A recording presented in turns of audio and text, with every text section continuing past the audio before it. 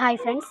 நேற்று வந்து ஒரு சப்ஸ்கிரைபர் எனக்காக ஒரு அன்பு பரிசு அனுப்பியிருந்தாங்க. அந்த வீடியோ நான் ஷேர் பண்ணியிருந்தேன். நிறைய பேர் பார்த்துருக்கீங்க. அந்த வீடியோஸ் பார்த்துட்டு நிறைய ஃப்ரெண்ட்ஸ் வந்து எனக்கு விஷ் பண்ணி கமெண்ட் பண்ணியிருந்தீங்க. அதே மாதிரி அந்த கிஃப்ட் அனுப்பின அக்காவையுமே நிறைய பேர் விஷ் பண்ணியிருந்தீங்க. அவங்க எல்லாருக்குமே திருப்பி ஒரு தடவை ரொம்ப ரொம்ப நன்றி.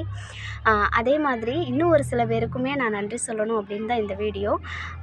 பார்த்திங்கன்னா என்னோடய சேனலில் நான் வீடியோ போட்ட உடனேயே வந்து வீடியோவை பார்க்குறாங்களோ பார்க்கலையோ தெரியல. ஆனால் பார்த்திங்கன்னா போட்ட அடுத்த செகண்டே வந்து லைக் இருக்கும். ஒரு லைக் 2 லைக் அந்த லைக் இருக்கும். அதே மாதிரி ஒரு கமெண்ட் வந்திருக்கும். ஹாய் அக்கா எப்படி இருக்கீங்க அப்படிங்கிற மாதிரி கமெண்ட் வந்திருக்கும். எனக்கே அவ்வளோ ஒரு சந்தோஷமாக இருக்கும். வீடியோஸ் ஃபுல் வியூஸ் போயிருக்காது, வியூஸே போயிருக்காது. வியூஸில் 0 தான் இருக்கும். ஆனால் லைக்கும் கமெண்ட்டும் உடனே வந்திருக்கும். அப்படி இருக்கிற ஒரு சில சிஸ்டர் இருக்காங்க. அவங்களோட நேம்ஸோ இல்லை அவங்களோட மெயில் ஐடியோ என்னால் ஷேர் பண்ண முடியலை. ஏன்னா நிறைய பேர் அந்த மாதிரி இருக்கீங்க. ஒரு சில பேர் ஸ்பெசிஃபிக்காக இருக்காங்க. ஆனால் அவங்கள நான் இந்த இடத்துல சொல்லலாமா அப்படிங்கிறத நான் அவங்கக்கிட்ட நான் கேட்கல. ஆனால் அவங்களுக்கு கண்டிப்பாக தெரியும் நான் யாரை சொல்கிறேன் அப்படின்னு. அவங்களுக்குமே ஒரு பெரிய நன்றி. அப்புறம் வந்து கண்டிப்பாக இன்னும் ஒரு 2 பேருக்கு நான் பெரிய ஒரு நன்றி சொல்லணும். அவங்க என்னோட நலம் விரும்பி அப்படின்னு கூட சொல்லலாம். அவங்களுமே யூடியூப் சேனல் வச்சுருக்காங்க. அவங்க சேனல் போயிட்டு பாருங்கள், சப்ஸ்கிரைப் பண்ணிவிட்டு அவங்களோட வீடியோஸ் பாருங்கள். ரொம்பவே நல்லாயிருக்கு. ஒன்று வந்து நண்பா கிராஃப்ட் அப்படின்னு சொல்லிட்டு ஒரு ஐடியிலேருந்து வந்திருந்துச்சு.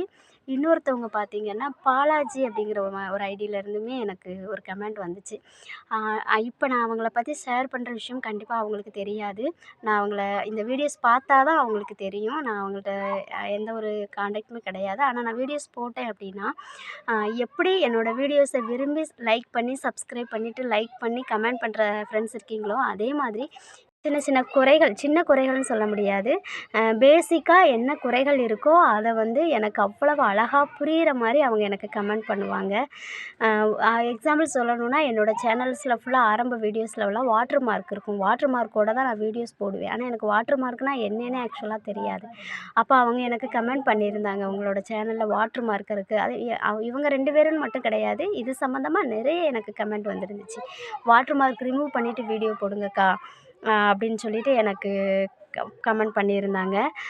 அப்போ எனக்கு அதை எப்படி ரிமூவ் பண்ணுறது அப்படிங்கிறத திருப்பி நான் போயிட்டு அதை வேறு ஒரு சேனல்ஸ்லலாம் பார்த்துட்டு அப்புறம் நான் அதை ரிமூவ் பண்ணேன். இப்படி ரிமூவ் பண்ணி தான் போடணுமான்னு நான் அப்புறம் கற்றுக்கிட்டேன். அப்புறம் வாய்ஸ்லாம் மெதுவாக பேசுவேன். ஏன் அது நான் சவுண்டாக கிளியராக பேசணும் அப்படின்னு சொல்லிட்டு எனக்கு அவங்க அடுத்து சொல்லிக் கொடுத்தாங்க.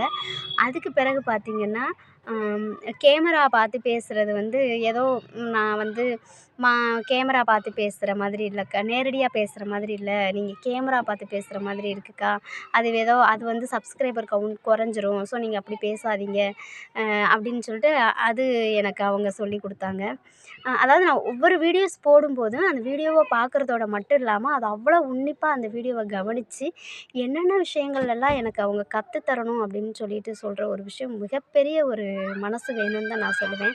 நான் என்ன மாதிரி அவங்களும் ஒரு யூடியூபர் தான். ஆனால் அவங்க வீடியோஸ் போடுறாங்க, தப்பாக போடுறாங்க, அவங்களுக்கு பேசிக் நாலேஜே கிடையாது அப்படின்னு நினைக்காம அவங்களுக்கு நம்ம அந்த விஷயத்த சொல்லி தரணும், அந்த விஷயத்த அவங்களுக்கு எப்படி நம்ம சொல்லணும் அப்படின்னு சொல்லிட்டு எனக்கு மெனக்கெட்டு அவங்க டைப் பண்ணி எனக்கு கமெண்ட் பண்ணுற விஷயங்கள் பார்த்திங்கன்னா எனக்கே உண்மையாகவே ரொம்ப ஒரு சந்தோஷமாக இருந்துச்சு. அது மட்டும் கிடையாது, அப்புறம் இன்னொரு கமெண்ட் கூட வந்துருந்துச்சு. நான் இப்படி ஃபஸ்ட்டு வீடியோ அந்த முகம் காட்டி ஃபஸ்ட்டு வீடியோ போடும்போது வந்து என்னோடய அந்த புடவை சைடு இங்கிட்ட மாறி இருந்துச்சு. அப்போ ஒரு ஃப்ரெண்டு எனக்கு கமெண்ட் பண்ணியிருந்தாங்க, அவங்களோட கேமராவில் வந்து அந்த மிரர் மோடுன்னு ஏதோ இருக்கும், அதை ஆஃப் பண்ணிடுங்க அப்படின்னு சொன்னால் அப்புறம் அதை நான் ஆஃப் பண்ணிவிட்டு நான் வீடியோ போட்டேன். எனக்கு பேசிக் நாலேஜ் மொபைலை பற்றி ஃபஸ்ட்டு எனக்கு தெரியவே செய்யாது. ஏன்னா நம்ம படிக்கிற வரைக்குமே எனக்கு மொபைலுக்கும் எனக்கும் டச்சே கிடையாது. மேரேஜுக்கு பிறகு மொபைல் நான் வச்சுருந்தேன். சின்ன செல்லு தான் வச்சுருந்தேன். இப்போ ரீசெண்டாக தான் நான் வந்து ஆண்ட்ராய்டு மொபைலே நான் வச்சுருக்கேன்.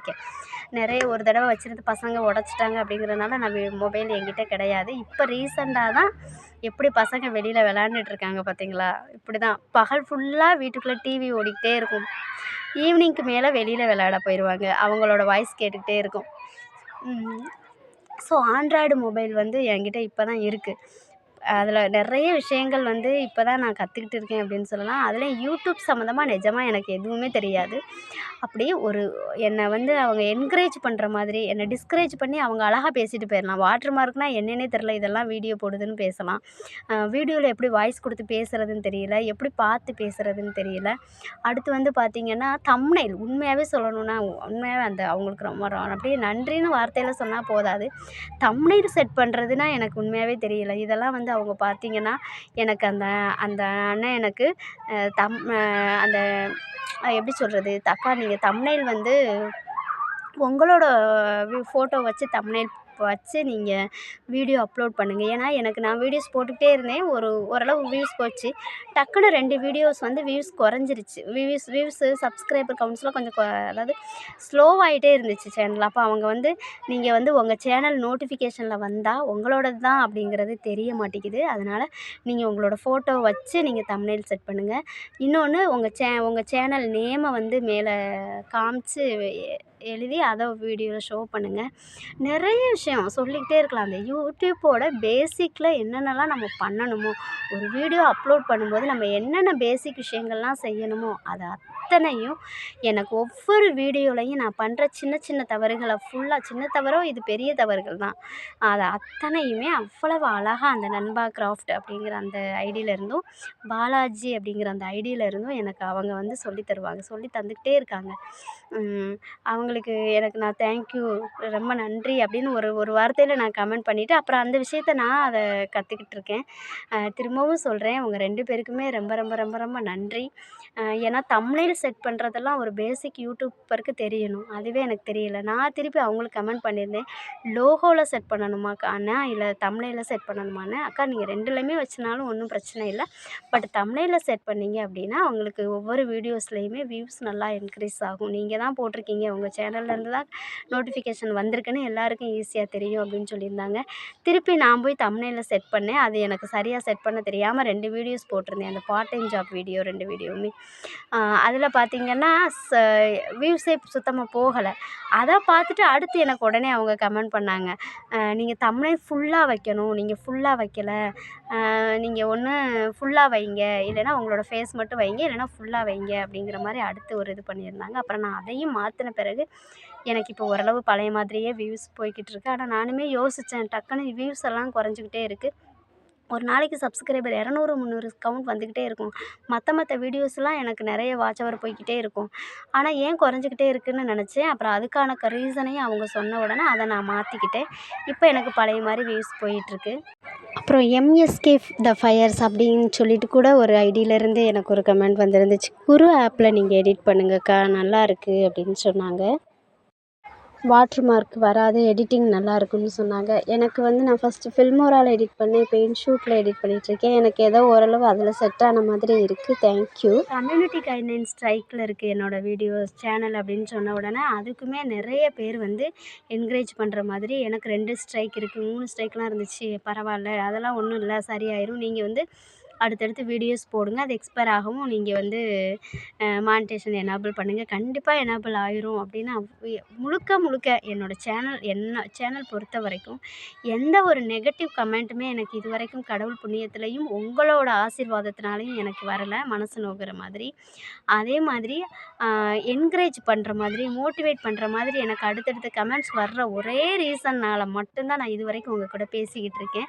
அது மட்டும் இல்லாமல் இது மாதிரி நல்ல உள்ளம் படைச்ச இந்த மாதிரி பட்டவங்களும் இருக்கிறனால தான் இதை சம்மந்தமான விஷயங்களையுமே நான் கற்றுக்கிட்டேன். எப்படி எல்லாம் வீடியோஸ் அப்லோட் பண்ணணும், தம்ப்நெயில் செட் பண்ணுறதும் சரி, எப்படி வாய்ஸ் எடிட் பண்ணி கொடுக்கணும், எப்படி வாட்டர் மார்க் இல்லாமல் வீடியோஸ் அப்லோட் பண்ணணும் அப்படின்னு ஒரு விஷயத்தையும் அவங்க சொல்லி கொடுத்த விதத்தையும் நான் புரிஞ்சுக்கிட்டு திருப்பி நான் அடுத்தடுத்த வீடியோஸ் நல்ல விதமாக நான் கொடுத்துட்ருக்கேன். அப்படின்னா அதில் வந்து அதுக்கு முழுக்க காரணம் அந்த நண்பா கிராஃப்ட் அப்படிங்கிற ஐடியிலேருந்தும் பாலாஜிங்கிற ஐடியிலேருந்தும் வர்றவங்க தான். அவங்க எனக்கு கொடுத்த அந்த சின்ன சின்ன டிப்ஸ் அப்படின்னே சொல்லலாம். அவங்களுக்கு திருப்பி ஒரு தடவை ரொம்பவே நன்றி. அதாவது நான் திரும்ப சொல்கிறேன், அதுதான் அதாவது ஒருத்தவங்க நல்லா இருக்கணும் அப்படின்னு வாழ்த்துறதுக்கு வந்து மனசார நம்ம வாழ்த்துறதுக்குமே ஒரு நல்ல மனசு வேணும். இந்த காலத்தில் வந்து கூட பிறந்தவங்களே வந்து நல்லா இருக்கணும் அப்படின்னு நினைக்க மாட்றாங்க. ஒரு குறிப்பிட்ட ஏஜுக்கு பிறகு நமக்கு கீழ தான் எல்லாரும் இருக்கணும். நம்ம தான் நல்லா இருக்கணும். மத்தவன் எப்படி கேடு கெட்டா போதும் அப்படின்னு நினைக்கிற இந்த காலத்துலயுமே, இவங்களுக்கு ஒரு சில விஷயங்கள் பேசிக்காவே தெரியல. அத நம்ம எப்படி அவங்களுக்கு சொல்லணும் அப்படின்னு மெனக்கெட்டு அந்த வீடியோஸ பார்த்துட்டு எனக்காக கமெண்ட் பண்ணவங்க 2 பேருக்குமே திருப்பி ஒரு தடவ நன்றி. ரொம்பவே தேங்க்யூ. தேங்க்யூ.